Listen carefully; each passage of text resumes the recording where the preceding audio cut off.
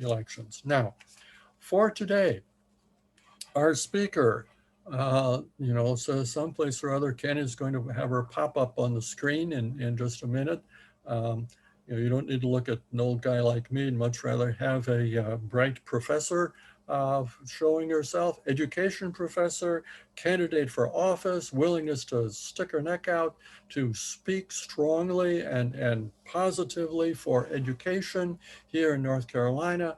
Ran for state superintendent of education, ran against, before that, ran against Phil Berger.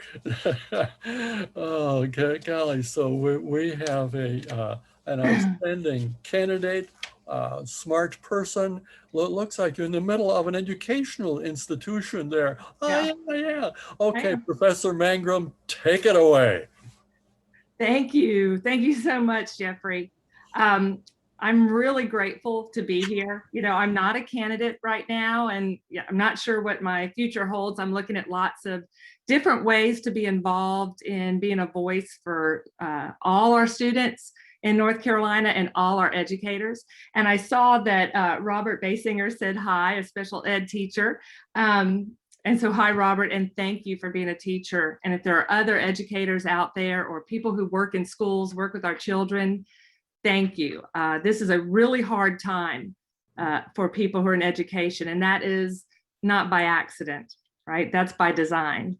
And so we really have to lift up our educators, and it's just a really important time in terms of equity, in terms of public education, which are the other party calls government schools, right?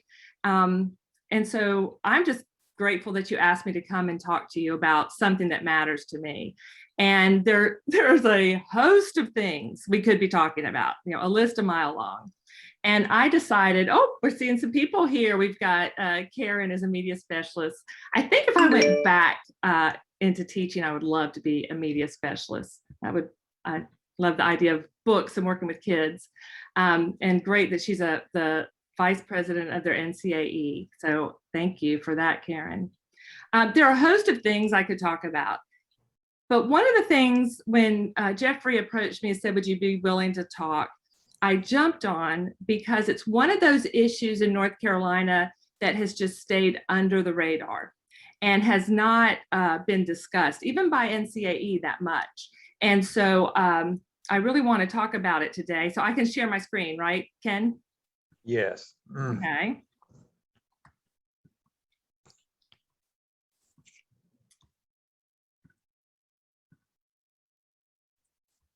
So if it's okay with you guys, I want to talk about the science of reading and other educational folktales is what I decided to call it. The science of reading itself means the research behind reading. And as a professor in a school of education, I can tell you we have always cared about the research behind the science of reading. However, this term, as I'm going to show you in a little bit, has been, it's been hijacked by the Republican Party, by a few loud voices, as if they have the answer to how you teach children. And it's convenient because what it does is it provides different vendors with opportunities to sell more stuff. Education has always been a place where people want to sell what they have. But it's also been a chance for them not to talk about some of the issues that are most important in terms of services for our children, right? Wraparound services, how we help our kids come to an equal playing field, et cetera. So if you're someone who's heard the term, the science of reading, just know that I'm not against research on reading. I just have a lot of doubts about this term. I would also say that when I ran this last time for superintendent at the primary, someone was handing out papers that said I was anti-science of reading and so you shouldn't vote for me. That was one of the first times I realized that it wasn't about teaching reading, it had a political piece, right? Because angry parents just don't go out and say this candidate is against the science of reading. There was something more to it. So I'm going to show you a little bit of what I'm thinking about. So I wrote Jeffrey and I told him about the fable, the frog and the alligator. And my reasoning behind it is, in this fable or folktale, the frog knows he should not get on the alligator's back to cross the river. And yet the alligator keeps, saying, it's okay, you'll be safe. You get on the back of my tail. I'm not going to hurt you.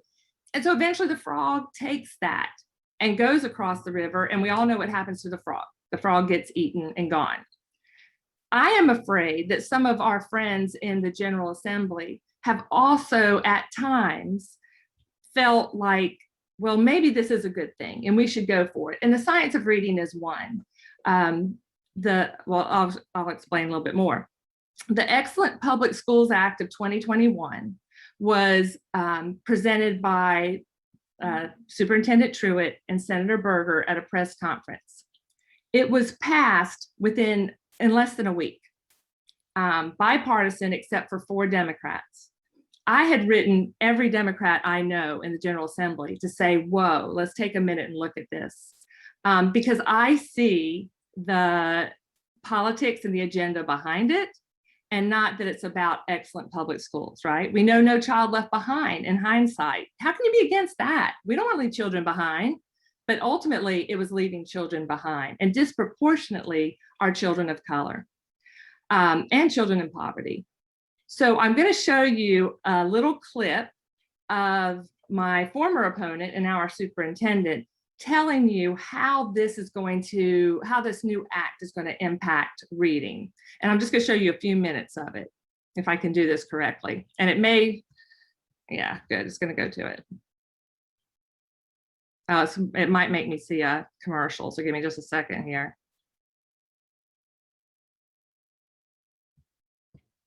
And Ken may have to help me.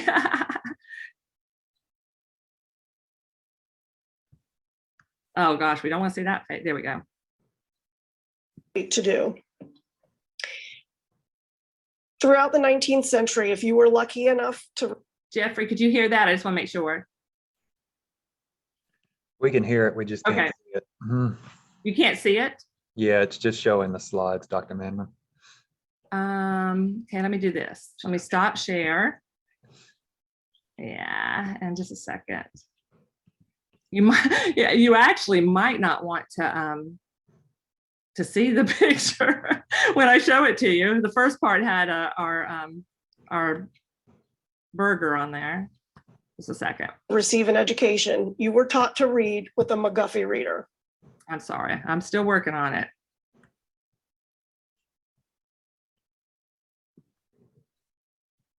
Why won't it let me share screen? I've got a little helper here. Most of us have probably heard of the...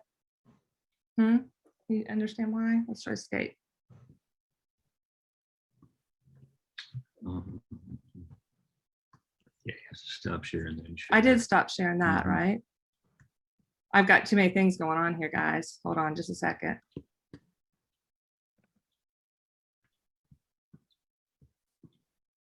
Can you send me the link, Dr. Mangrum, and I can... Yeah, I've got it now though, sorry. Okay, there it goes. Now can you see it? Yeah. Those who've even seen them. I'm gonna back it up just a taught little bit. letter sounds. So how did we get here? I think is an important question to ask. And I do just want to take a second to explain that, because it relates so well to what this legislation is asking educators in our state to do. Throughout the 19th century, if you were lucky enough to receive an education, you were taught to read with a McGuffey reader. Most of us have probably heard of those or even seen them. They taught letter sounds, and they taught phonics and phonemic awareness and vocabulary exactly the way Senator Berger just described. And somewhere along the way, about the turn of the 20th century, something called the look and say method started to surface in education. And that is the idea that I point to a picture and I tell you it's a cat, and I show you the word cat, and you memorize the word cat because of the picture.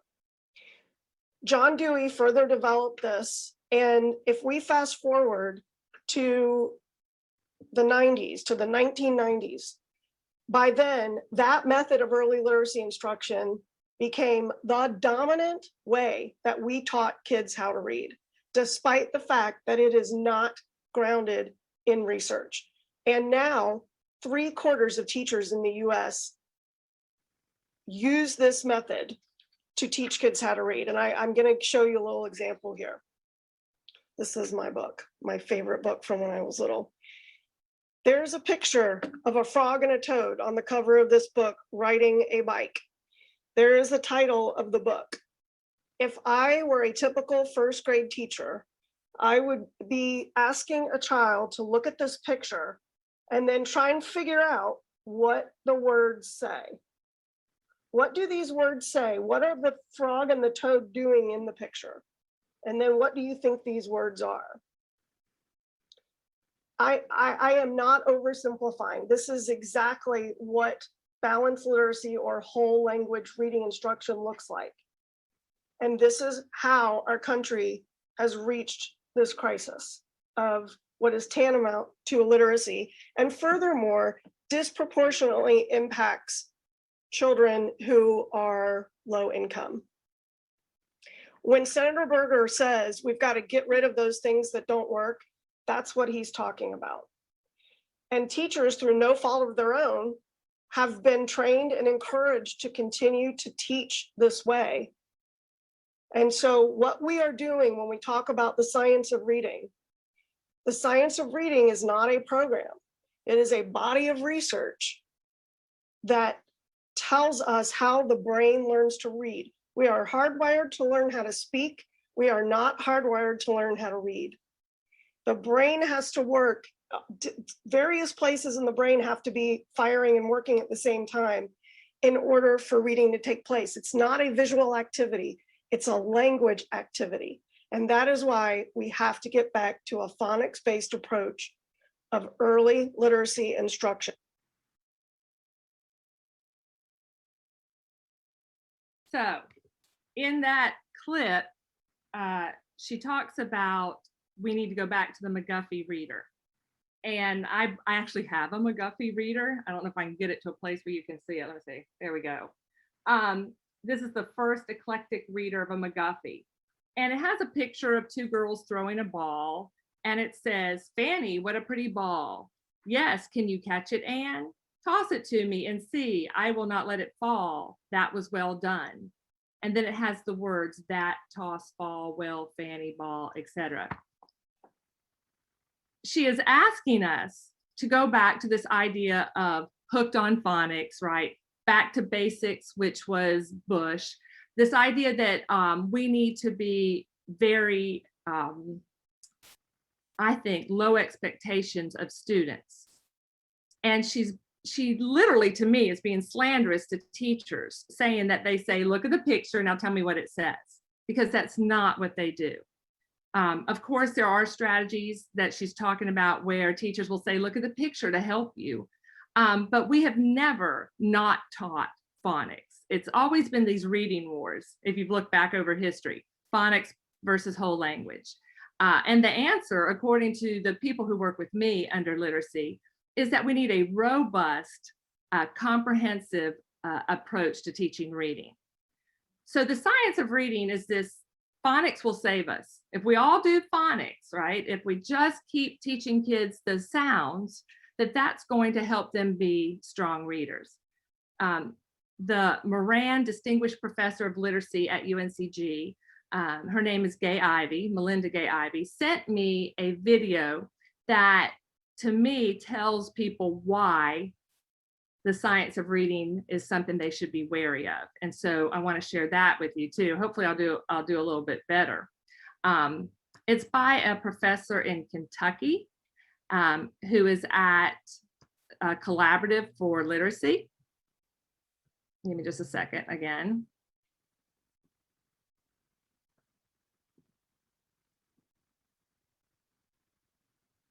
Since I started Noom, I've Oh, lost gosh. 70 pounds. I've I lost hate all these 97 commercials, pounds with sorry. Noom. I lost 92 pounds on. Hello, George Ruby here. All right, I'm getting ready to share it. I know that.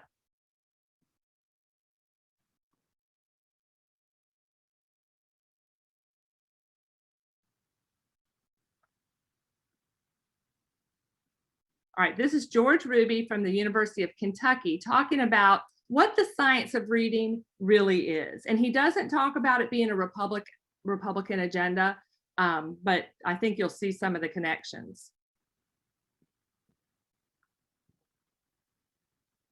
Collaborative Center for Literacy Development, University of Kentucky. In this brief video, I'll attempt to describe the science of reading. Fair warning, I will not describe science of reading as advocates do. They describe the science as settled. But most reading researchers and literacy scholars would beg to differ. Science is never settled. It's not a body of received wisdom or holy writ. It's not an orthodoxy. Science is a process of discovery, and the methods and theories are many. It would be better to speak of the sciences of reading. The fact that science of reading is often written with science and reading in initial caps rather gives the game away. It's a branding. But why? And for what? Why is easy. Why is anything ever branded? To sell it. Like branded products or university taglines, the idea is to create an identity for a product to distinguish it from similar products, something we can recognize quickly and associate with positive defining characteristics. After all, there are lots of folks trying to sell approaches to reading. In the case of the science of reading, this identity suggests greater scientific credibility for its understanding of reading, reading instruction, and reading difficulties. The academics promoting it are a small but aggressive group arguing for pre-paced and materials-heavy programs, and especially for didactic methods of phonics instruction in the early reading curriculum. The programs are variously labeled as systematic, structured, direct and explicit, programmatic, but especially scientific, or scientifically based. With that bit of labeling, the insinuation is made that competing approaches to the teaching of reading are unscientific, and thus to be disregarded as ineffective. The problem is, this so-called scientific approach to teaching phonics and decoding and reading have been used on and off for decades going back to the mid-20th century, and it has never been shown to work any better than other garden variety approaches. So why buy into an expensive set of materials that don't work any better than what an effective teacher could already do?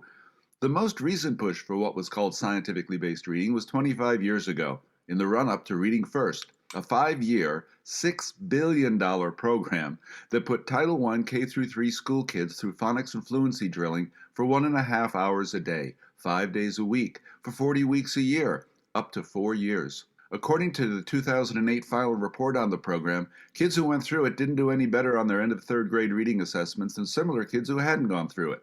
It hadn't worked. Just like similar programs in the past, the 1980s, the 1960s, hadn't worked. And now it's back. Why? Common claims of the science of reading. Claims made by advocates of the science of reading fall along a continuum from true to false to incoherent. Some examples. Phonics is an important part of an effective reading program. Well, that's true. Of course, there will be students who don't seem to need it. They take to reading like ducklings to water, and some who'll struggle even with it, particularly kids who are not yet developmentally ready for a grade-mandated pre-paced program. But most kids benefit from some form of phonics in the early reading curriculum, even those who need more time or support. Structured, systematic, or explicit phonics approaches work best. This is not true. Both the National Reading Panel 2000 report and recent syntheses of the research, such as by Bowers earlier this year, have found no significant difference in student reading achievement between different approaches to teaching phonics. They all work equally well. Effective reading programs are scientifically based or scientifically proven. Most of the time, scientifically based is meant to lend the imprimatur of science to a commercial product that has likely never itself been evaluated for effectiveness by third-party researchers. That was the case with the programs mandated for Reading First. Shoppers beware.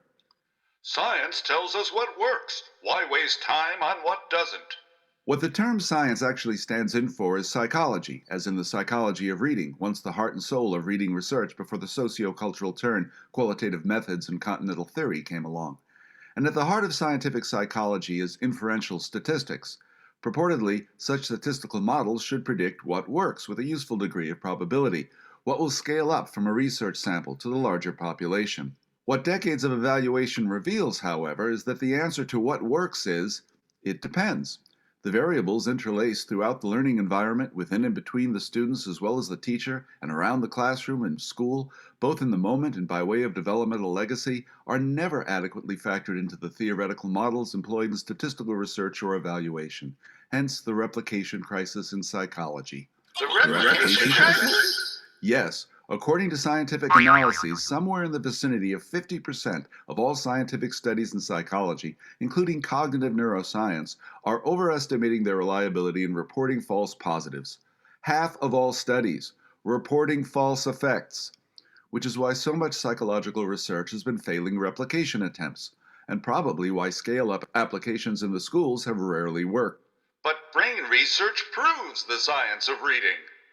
Not clear what this is trying to say specifically, but no. There are many disconcerting things about the renewed push for a science of reading, but the most depressing for me is that we've been here before, so many times. Scientific industrial management in the schools in the 1890s and the 1930s, behaviorist programmatic reading in the 1960s, special ed dyslexia interventions in the 1980s, the Carnegie studies in the 90s, reading first in the 2000s, and now this. The historical record is clear. The pre-paced or scripted approach to decoding skills has never moved the needle beyond what garden variety business as usual in the schools can do at a fraction of the cost, which is why these products require a sales pitch to foment support for legislation to force them into our schools. Surely we can be wiser and more ethical and do better than this. I'm George Ruby. Thank you. Waiters always look at me and think that I'm going to have a sorry. little salad, maybe a soup, and that'll be the whole My meal. partner, why is And when that I do still my doing that? actual order, this is priceless. Look up. Why is it doing that? He's gonna switch it. I'm gonna turn it on. You might help me figure out how to do that. There it is. It should not be this difficult, right? Okay. And let's get that.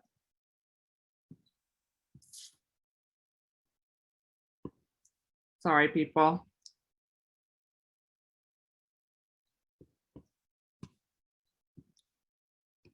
So I'm back. Thank you. I'm going to share my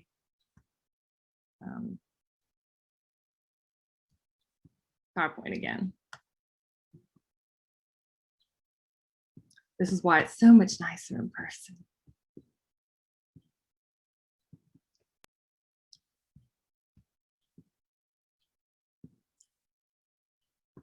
So that was George Ruby, and I know he gave a whole lot of information. Some of it I'm still trying to take in.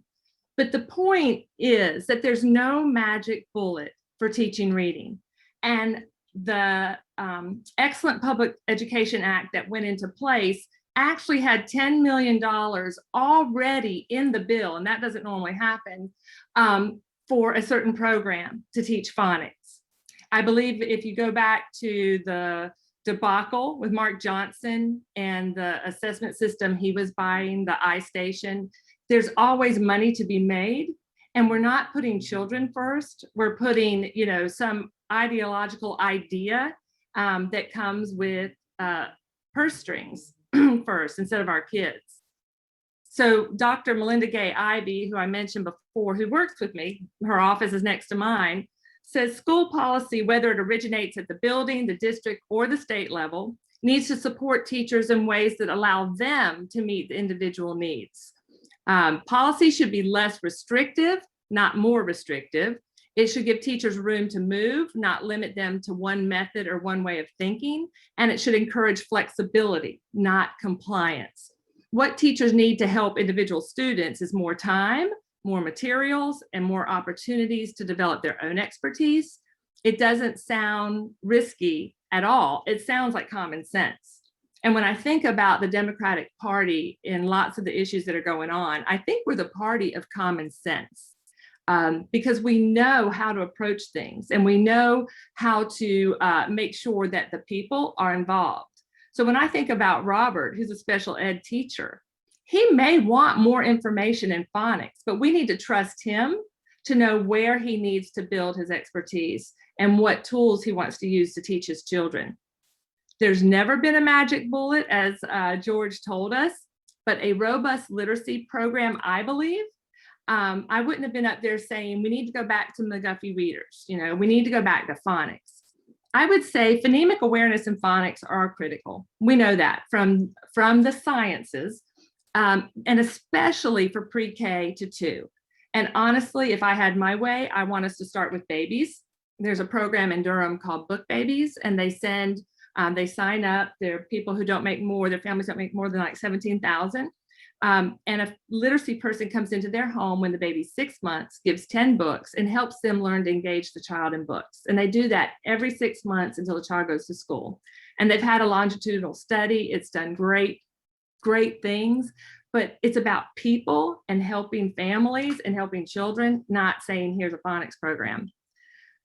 We need guided reading and formative assessment. Formative assessment, like Robert will tell you, means that he is assessing every day what he knows about his students.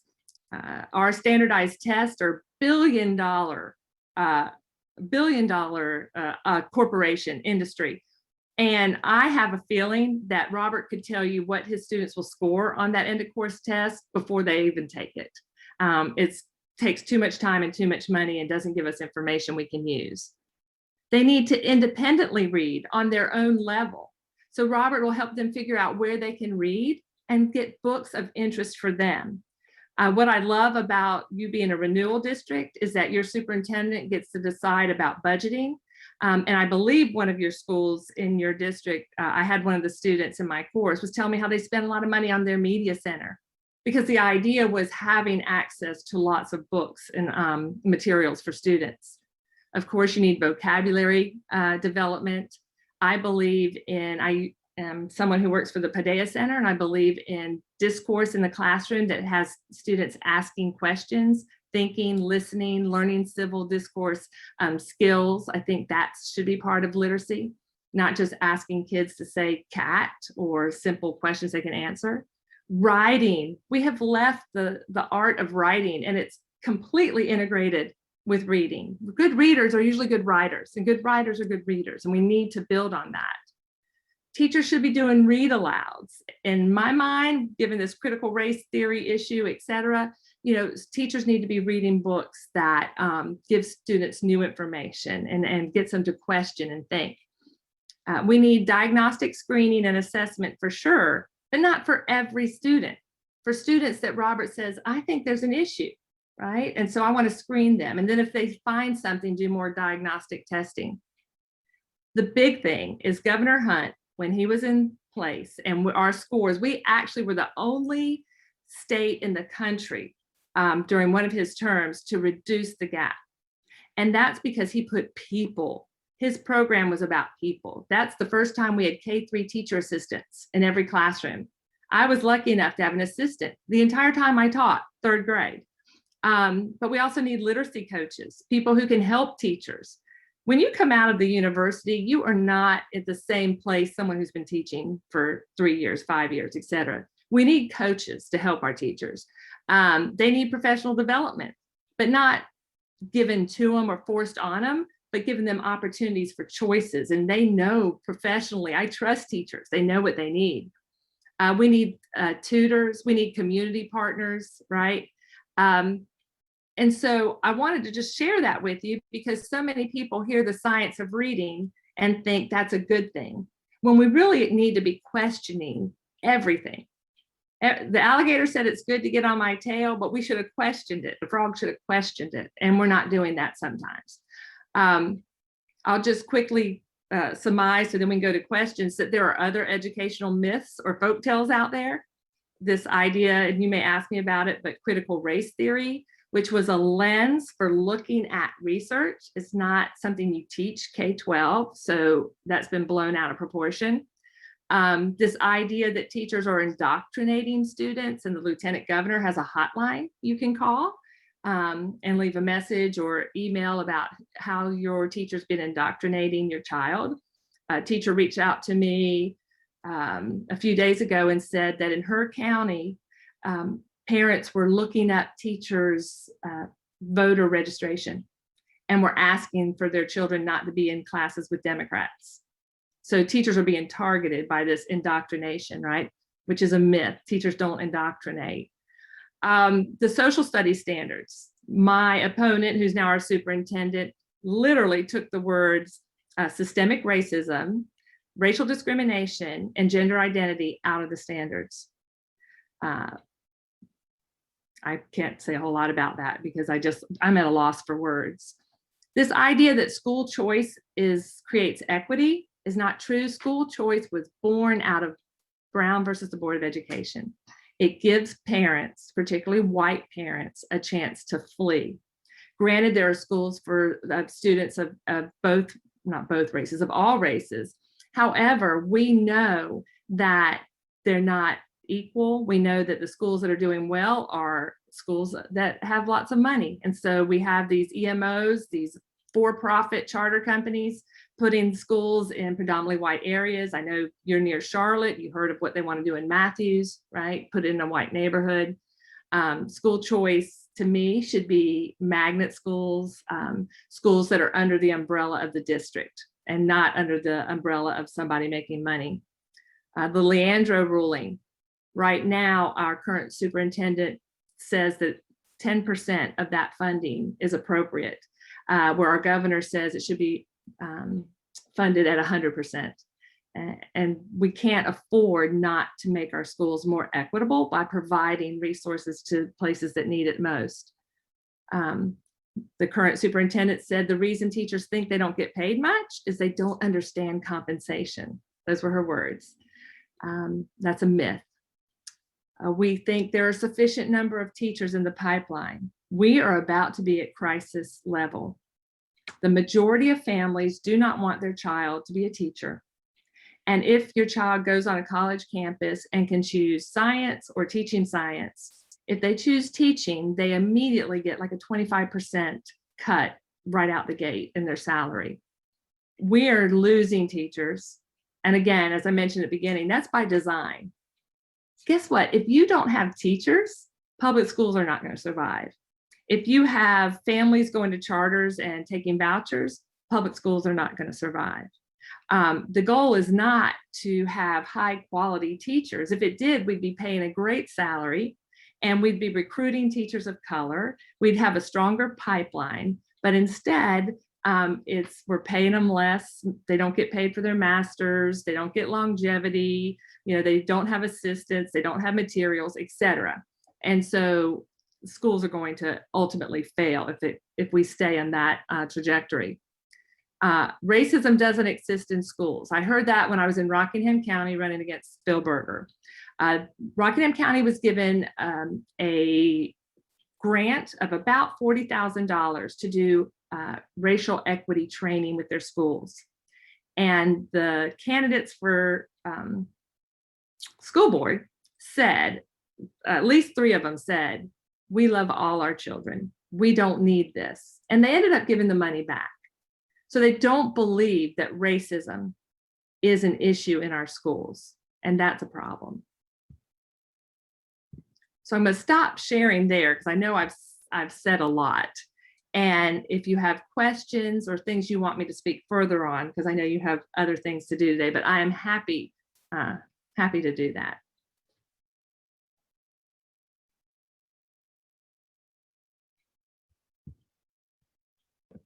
So if you have a question, please raise your hand because there's a lot of people talking in the chat and I can't. I'm looking at your chats because I didn't have that on when I was sharing. So let me go back. Oh, you guys said a lot of good things. Yeah, there's a lot there. Yes, I will send you the video links for sure. I will send those. Robert has a question. Reduced class size would change everything. That's kind of what the Democratic initiative is at the federal level, is if we can reduce sizes so that teachers can give more one-on-one. Teacher assistants also help with that, right? The more people you have in the classroom, the more you can be hands-on with the students. I was in a kindergarten classroom before COVID. 2 of her students, had autism. It was kindergarten. She had, I think, 17 or 18 students, and her teacher assistant had to leave the room because she had to do something else, right? Cover something else. I would love for our legislators to spend some time in those classrooms. I'm sure Robert would too, and see if they can, how they manage all these different needs alone in a classroom. This idea that I'm not sure Karen wrote about exposing children to print-rich environments. I go to Finland. I've been twice. This last time was canceled by COVID, but to study literacy there and to take my student teachers. Their goal is for everyone to love to read. That's their goal. And so everything they do in reading is around that. Because if kids love to read, if they're motivated, if they're excited, everything else will fall in place. I think that we know only 8% of children's books have a character of color in them. And yet I think it's 20%, I'm not sure the exact number, but 20% have characters of animals. So, kids want to read books about kids their own age, right? They like to read books about kids with their own gender. They want to identify. So we need to really think about how do we provide a rich environment, like Karen said, with lots of materials, but also where kids see themselves and can enjoy reading. Yes, Karen, you're my girl up here as I'm reading all your comments. Excellent. We need different measurements to measure growth. And I'm actually not for end of grade testing at all in the elementary levels. We have 8-year-olds who sit for 2 hours a day for several days. It could be more than 2 hours for all I know, taking these tests where teachers could tell you, they can tell you how that child's going to do before they even take it. In Finland, again, they said, Jen, you guys are cruel because they don't think it's developmentally appropriate to have an 8-year-old sit for hours taking a reading test. All of the assessments in Finland are done by the teacher, like they used to be done many, many years ago. When I was a teacher when I first began in the 80s, we did the California Achievement Test. It gave us information, but we certainly didn't hold students accountable for it or teachers accountable for it or parents. It was information to help us. So we really need to think about assessment. Amen and amen. Do you know what term for what years that was Governor Hunt? I'll look back because I do have it somewhere in my records.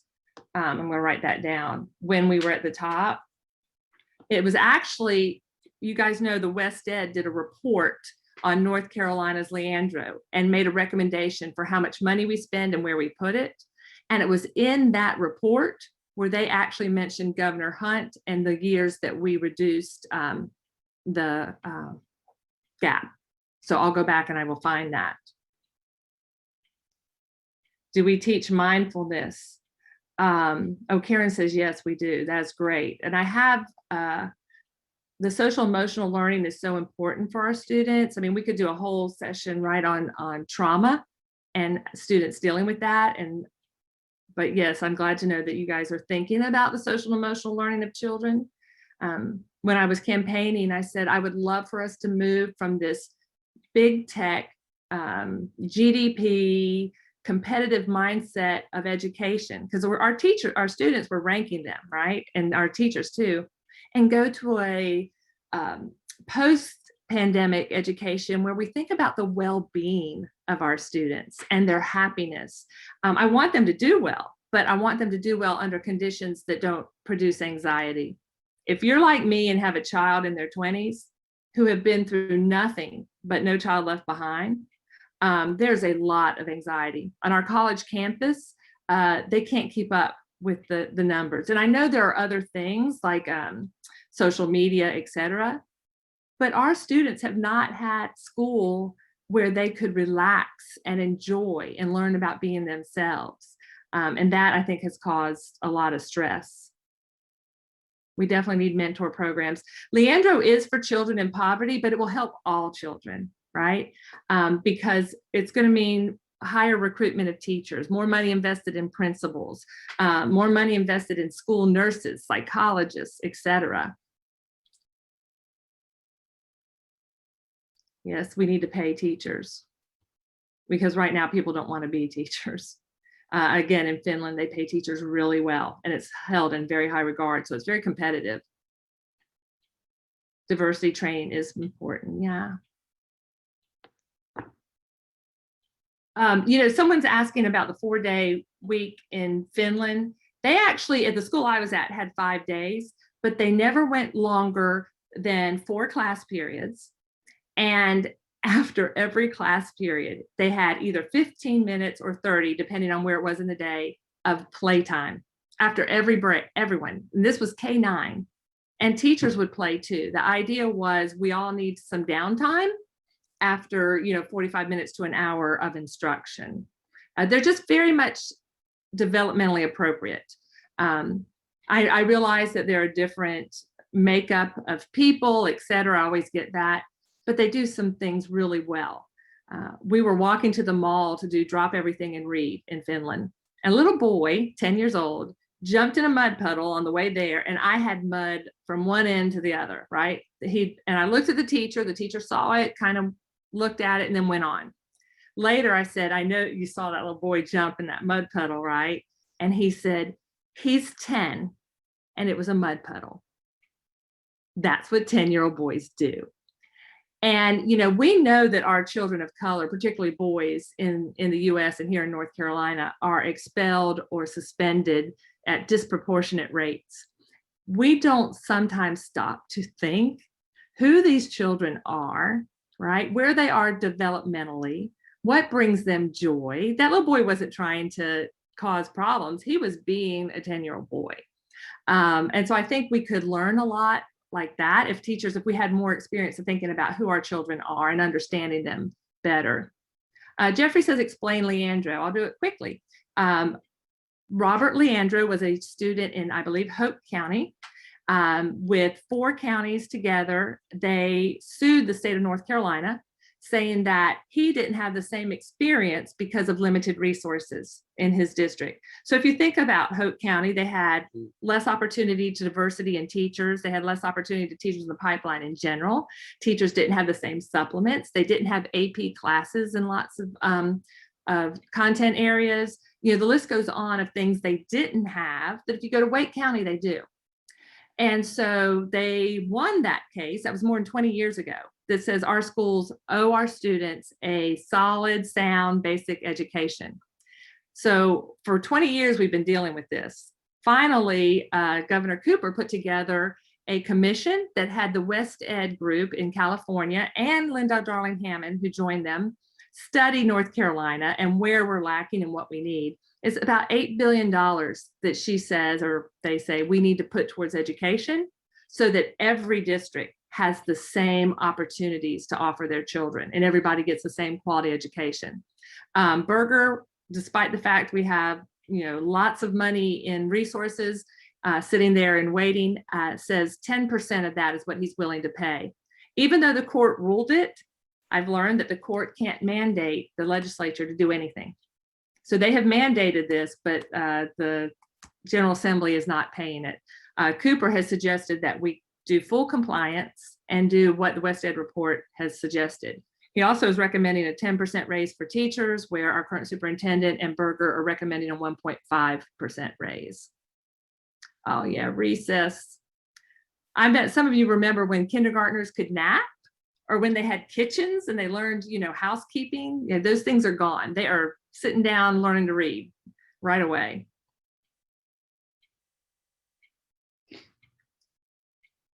So Robert's saying, so what can we do? Aside from NCAE voting, which is really important, and from the micro level within our own classrooms. Well, I'm going to tell you this, Robert, I'm an NCAE member, but I'm also beginning talks with people around North Carolina about joining AFT, which is a true union.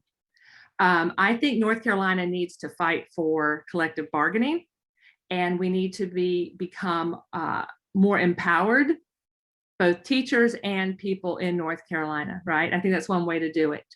So I'm trying to form some groups around the state that AFT is more grassroots, Robert. So if you were interested, we would talk about your group and fighting locally as well as statewide, and no bones about it, we're a union. I also think that, for instance, AFT, I've talked to Randy Weingarten, the president, and she has, and I think in NCAE or NEA has agreed to this too. If a teacher is targeted for teaching truth or history, they already started a defense fund. And if you're a member, they're going to come to bat for you. We need to do that because we need to fight this stuff in court, right? And the best people to do it are organizations that have that kind of power. So I would say teach what you want to teach and know that you can fall back on NCAE, or if you ever to join AFT, them to support you. We also, voting is so important, and you guys, clearly you care, or you would not be here on a Saturday morning. But on the state council of state, nobody except the incumbents that were Democrats won. We lost Ronnie Chatterjee, an economist, Duke professor, to Falwell, who I've heard him speak.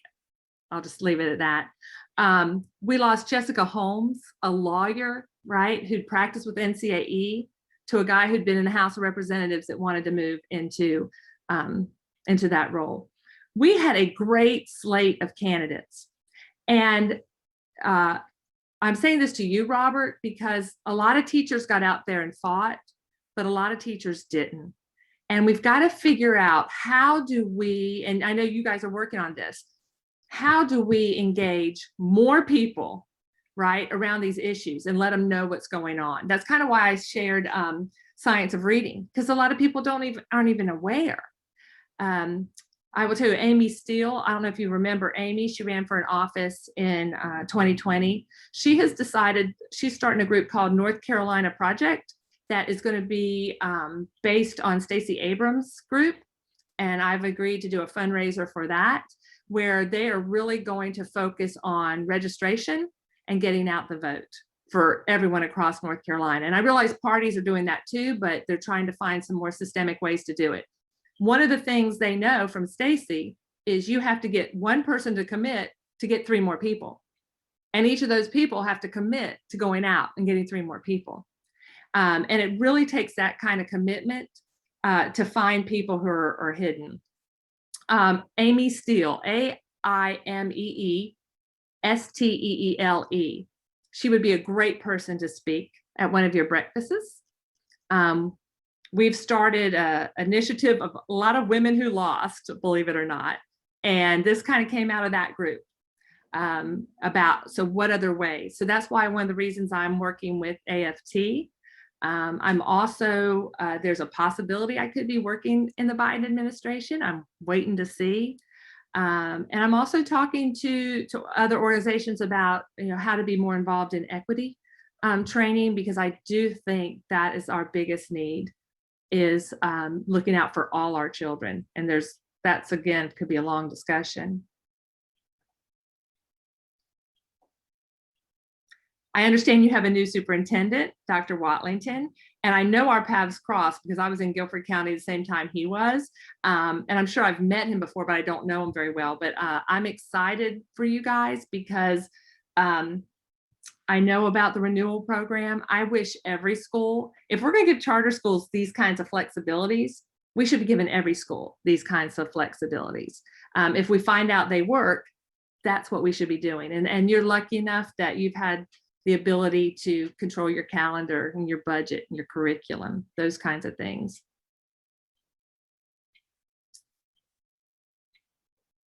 Any other questions? I think I got all the ones on the, how do we get out in front of promoting public education again? It is under attack. It's really interesting, Brian, that when I was running for office, the governor, because we're on the Council of State, would give us information from their polls, right? And even during COVID, education was the #1 concern of people across the state of North Carolina. So we know people care about it. It's just when it comes time to think about how we solve these problems, they're trusting the alligator. That was my whole point. They are trusting that when they hear, oh, we're putting money in the science of reading, right? Oh, we're giving money for teachers to have raises. They're hearing bits and pieces, but they're not thinking critically about the bigger picture. North Carolina needs a comprehensive approach to equity.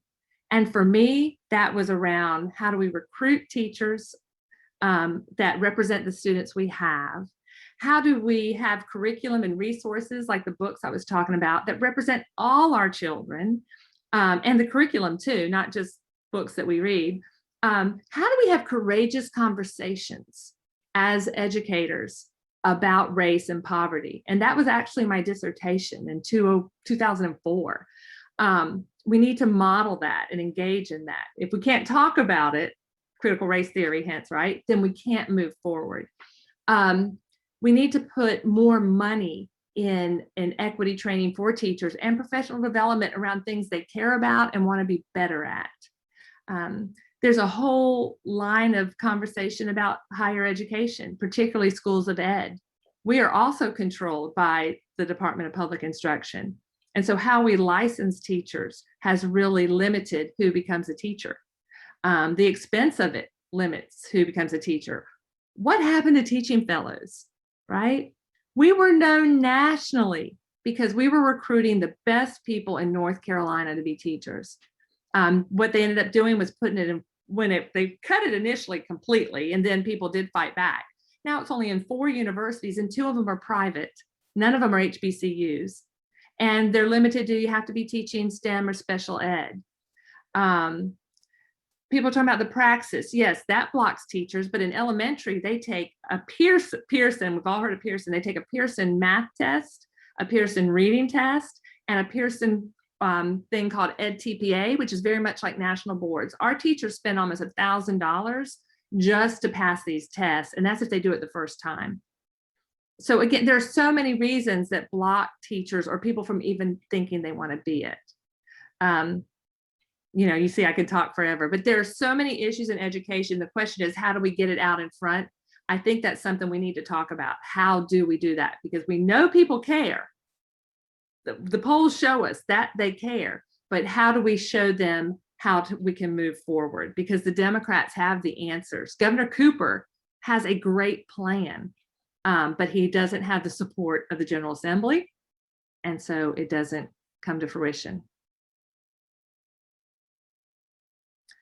There's a possibility of teaching fellows being funded again fully if we get the right people in the House and the Senate. I mean, that's the answer. And when people say, what can I do besides vote? I'm like, vote and tell everyone else to vote. And what you're doing literally is so important. This breakfast is about continually educating us all about what's going on, right? But also energizing us. Like you can't tell I'm excited again. I'm like, all right, I might run again. Like we've got to keep fighting because our children are worth it. Our educators are worth it. I know that a lot of educators vote Republican. I also know a lot of them did vote for me, not enough. That's something you can do. The Council of State, if you think about the superintendent, she's going to be tough to beat because she's an incumbent. It doesn't matter what she's done. Her name is out there, right? She's also Republican in a state where for the past 2 years, if Trump runs or someone like him, they win, right? It's when the superintendent runs, it's during a presidential campaign. And so we are way down the ticket and not highlighted, even though I raised, I know we raised about $500,000, maybe a little bit more. You can't buy a lot of TV with that, right? We bought ads on digital media, but we have to find ways to rise and pull up not only our General Assembly people, but that Council of State, because she is showing us how important that role is. Mark Johnson was the first Republican to have that role in 100 years. Now she's the second. And I feel pretty strongly that she could also win again, because I know how it works. And so you're so important to that, but to help the people who during a presidential campaign can't get the information out there, right? We really need to make sure that we're finding every avenue to talk to someone. After COVID, it'll be better. We'll be out in person, right? Be able to knock, which is nice, knock on doors. I don't believe in merit pay, to be honest. Merit pay only pays some teachers, and I think schools are communities. I think that if we're going to give bonus because of test scores, it should go to everyone in that building, including the custodian and the bus driver and, you know, everyone. Merit pay is only a way to make people competitive. When I first started teaching, I wrote an article on this in Policy Watch, but everyone shut their door and did their thing. Well, we've gotten where we're more collaborative, we're more open, we're talking about all kids, but when you start paying people more or less, it becomes competitive again. What we should do is pay every teacher starting at $40,000 is what our teachers of the year and our principals of the year are tweeting about now. Start at $40,000 so that they don't have to fight over pennies. I think that's just a way for the Republicans to keep dividing us, really, honestly. Now, I do think there ought to be opportunities for teachers to take on more leadership roles and like mentors, et cetera, and get paid for more work, for sure. But that doesn't mean, you know, pit them against each other based on test scores. Oh, thank you. Amy's from your part of the world out there. She's fantastic. If you look her up, and she'll be really happy to come speak to you guys too on what she's doing.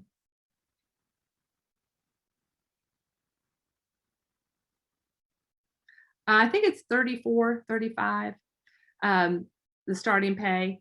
And starting pay is not horrible, but you can't make more than 50,000. They've capped it. So teachers start fairly okay, still way behind their peers, but okay. But there's no room for growth. And this idea that the average is, you know, 50-something thousand, that's when you're in Wake County, Charlotte, someplace that gives you a $10,000 supplement. It's not in Rockingham County or the smaller counties that, I mean, we have counties that can't give anything. So many teachers moonlight, which is so sad. Master's pay was, I do know when it was eliminated. Let me think. Because, and I only know this because that also impacts universities. We had about 800 and something graduate students in the School of Ed getting their master's in education. We had to push them through really quickly when they changed it because you were grandfathered. So we wanted our students to be able to get that pay. So we crunched, and really they were taking lots of classes so they could get their master's pay. After it went into place, we dropped to about 100 and something graduate students. Because why would a teacher go get her master's or his master's if it's not going to increase their pay? Plus it costs them money. We still have people doing it. I tell them every semester how proud I am, but that's a real burden on them. I want to say, I'm so bad with time. It's been in the last 5 years. It was probably right before I ran, actually, and so maybe 7 years. They eliminated any extra pay for masters. Now, if you get a master's in administration and become a principal, you get more money.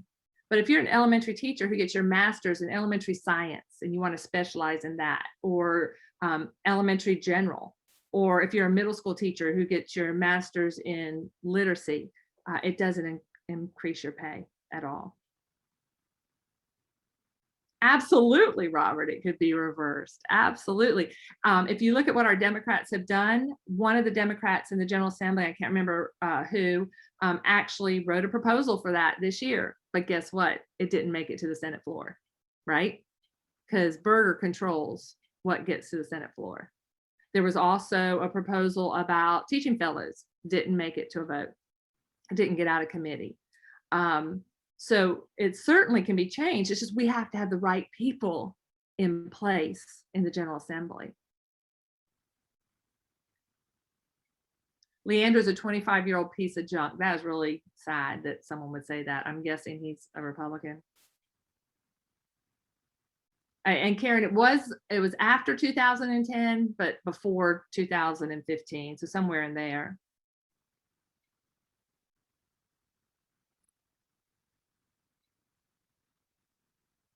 So it says 25 years at 52,000, but we just have a new law that caps it at 50,000 going into place. So pretty soon 52,000 is a thing of the past. So Tamara says, don't we want to keep our teachers? I'm telling you, no, we don't. That's the point. How do you get rid of government schools? You get teachers to quit teaching. And how do you do that? You don't pay them. You don't give them master's pay. You don't let them have academic freedom, et cetera. How do you get parents to jump ship? You tell them schools are failing. You give them, options that you've marketed to be, so fantastic. And you get people leaving public schools. We will always have public schools, but my fear and the fear of people who look into this idea of school choice is that it's going to be limited to kids with special needs, kids in poverty, and kids of color, because it's ultimately anyone who can afford to leave will leave. And so, no, we don't want to keep our teachers, because good teachers mean good schools. Good schools mean people choose public education. When you choose public education, you don't have a free market system in education, which is what they want. Also, they want to be able to teach religion in schools and prayer, et cetera, which they want to get out of this idea of public schools and what it means into alternatives. The other thing with teaching is right now, I'm teaching a class this summer on elementary social studies, a whole nother topic we could discuss. And 6 of them are going to teach this fall with a residency that was required by the state legislature. They've had 4 classes. They're going to start teaching elementary school and go to class at night. I've seen enough of what they're doing to know they are not prepared to be in a classroom. We are putting people in there faster and faster with less and less preparation, right? Because we have all these holes to fill. And so the less quality a teacher you have, the less likely students will do well, the less likely parents will keep their students in there. Yes, we need to build the pipeline, but we need to do it in a way that brings in strength and good. That's why teaching fellows is important. That's why raising the salary is important. Giving good benefits. This group that started this year of teachers will no longer get health care or health insurance when they retire. I mean, they are continually chipping away at what we have. So instead, we're having all these alternative ways to become a teacher with little and less preparation, throwing them into a classroom and then testing them and then saying schools are failing. It's so sad, so sad. But I know that we can turn things around if we can just get more Democrats in power. I will send you Amy's contact information so that you guys can look that up. I don't know that they have a website yet. It's really new, but they've raised, I think she said they've raised $1 million already. So this is a really good question. What do I think about when teachers or administrators send their children to private or charter schools? I try to tell people that I get it. I had 2 children and you want to do what's best for them. And so for some people that might mean I have to do something that's not within what I really believe, right? I'm going to send them to charter or send them to private school. Several of my colleagues send their children to private school. I did not. But I try to tell people what we need to think about is the community, the greater good. We are so used to saying, but I need it for my child. I want us to come to a place where we say, what do we need for all children? Because we're not looking out for all children. And so in the superintendent role or any position of power, we have to recognize what school choice is doing to public schools, and we need to address it. And it makes some parents really angry. It also makes them angry if I bring in the idea of race or, that how that's hurting other children. And I don't mean to shame. I want us to think about public schools were meant for society, for the common good. So how do we do that? I'm not against private schools, don't get me wrong, but I am against vouchers, sending public money to private schools. And I think that charter schools need a lot of more oversight. If we could move them under the district, that would help a lot. But right now they have the freedom, to make money. If they're making money, someone's not getting what they deserve. Usually that's children, right? If you want to make a profit, you cut things where you can. We also know charter schools are segregating our schools more than ever before. Integrated schools are, what are best for everyone in terms of developing critical thinking, empathy, social relationships, building community. Oh, good. Someone found the link to North Carolina Project.